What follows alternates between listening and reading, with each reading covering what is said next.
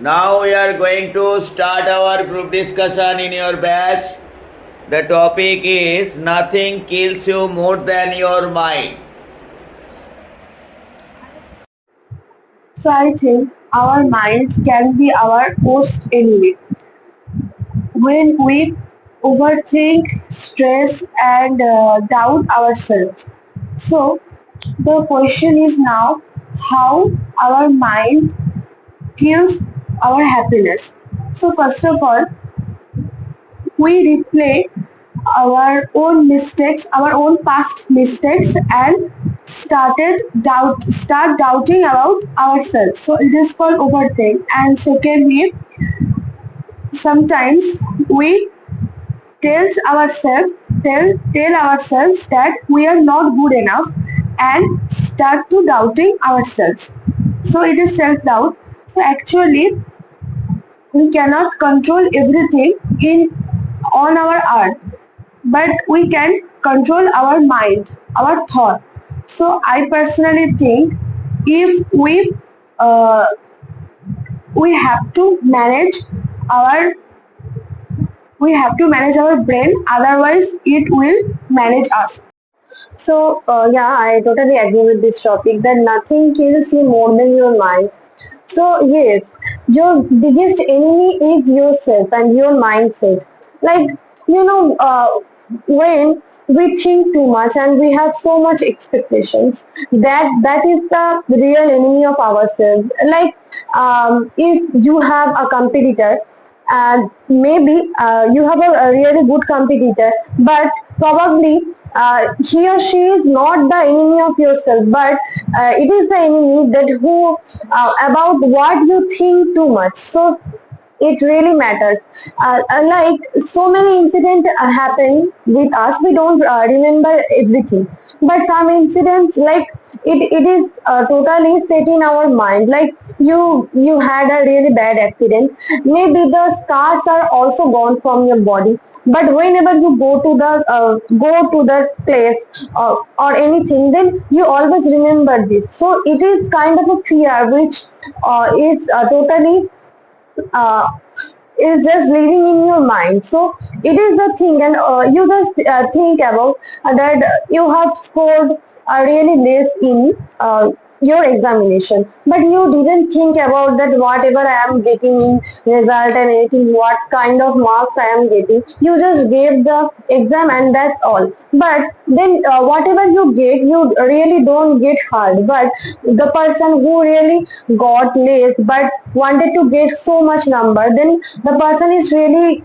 get hurt. Why? Because no one told the person, but he is really sad because he thought so much about the incident, and he just made a certain number of amount in his mind, that when the result just didn't fulfill his wish and his expectations, then it is killing the person from the inside. So thought is a kind of a thing, and our mind is such a thing that we control it, but sometimes it goes out of control. Like for a small incident we think too much about. Okay. Okay, so let me tell about this topic that nothing kills you more than your mind. So actually it is true that our mind is our enemy. Our biggest enemy is our mind, and whatever we are thinking, it is true. So that's why we have to control our mind. Like if somebody tell you something wrong, something bad thing, if you think about the thing, and if your mind is telling that it is really bad for you, it is actually mentally damage you. So it is all about the mind. If you think that it is if you think it is positive, it is a positive thing. When you have a patience in your mind, and when you think it is positive, when you think that it is not a big deal, so by overcoming the situation, you can control your mind. So it is up to everyone that how they controls their mind.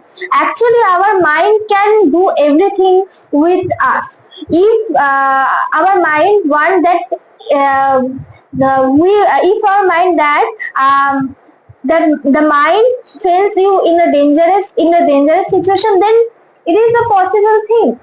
So that's why you have to control your mind, not give the chance to your mind to control you. So that's why you have to think that what is good and what is positive. Actually, you have to think always positive.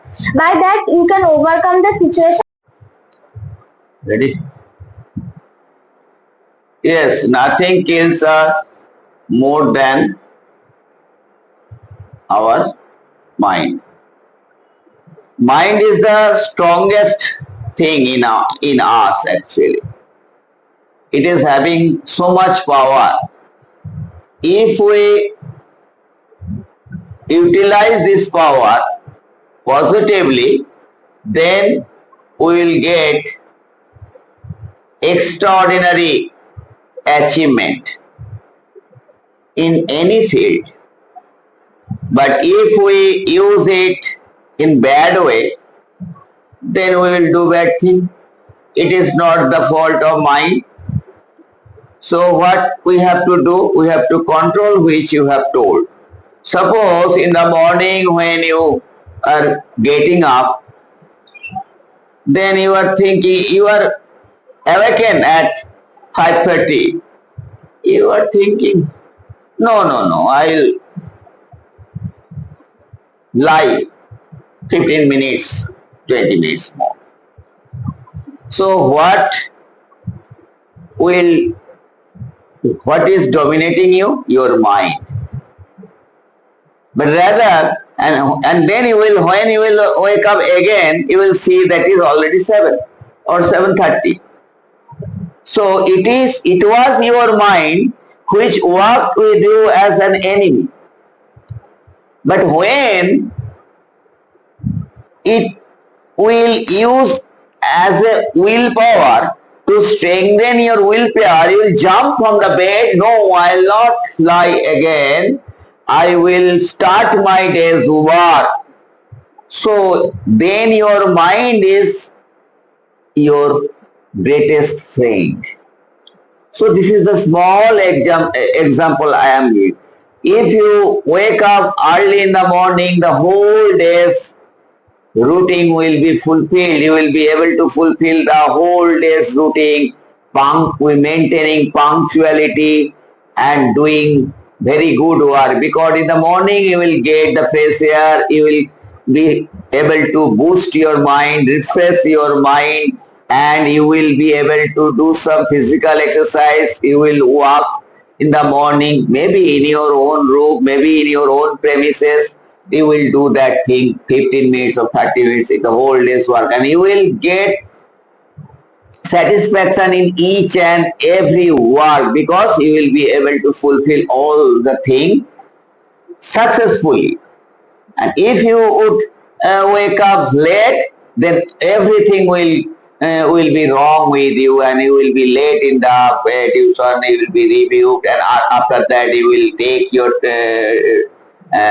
food in untimely without maintaining time. You will be delayed in everywhere, and everywhere you will be. There is a possibility of being unsuccessful. Actively thinking, then your mind is always your enemy. So when I am not telling there will not be any sorrow in your life, but in sorrow you have to control yourself, your mind. You have to control your mind because everybody will come to console you. Nobody has no power to retreat the thing which has already happened. So you have to console your mind yourself that what has happened, I have nothing to do. What I have to do, then don't let the situation go worse to worst. So if there is any problem, then I will never will be able to overcome such situation. So I have to